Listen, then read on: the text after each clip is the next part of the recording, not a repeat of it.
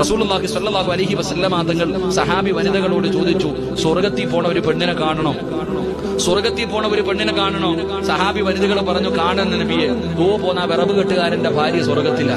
ഒരു വിറക് വെട്ടുകാരന്റെ ഭാര്യ നടന്നു പോകുന്നു, കാണിച്ചു കൊടുത്തിട്ട് പറഞ്ഞു ഓള് സ്വർഗ്ഗത്തിലാണെന്ന്.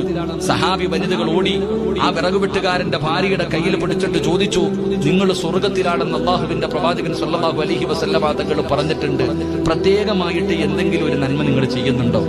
ആ പെണ്ണ് പറഞ്ഞു, ഒന്നുമില്ല. ഇല്ല, എന്തെങ്കിലും ഉണ്ടോ?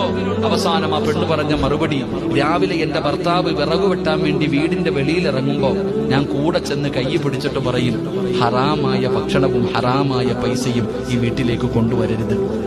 വൈകുന്നേരം വരുമ്പോ ഹറാമായ ഒന്നും ഈ വീട്ടിലേക്ക് കൊണ്ടുവരരുത് എന്ന് ജോലിക്ക് പോകുമ്പോ ഞാൻ എന്റെ ഭർത്താവിനെ ഓർമ്മപ്പെടുത്തും. അതിനാ ഉമ്മ ആ പെണ്ണിന് അല്ലാഹു സ്വർഗം കൊടുത്തത് എന്ന് നബിയിന റസൂലുള്ളാഹി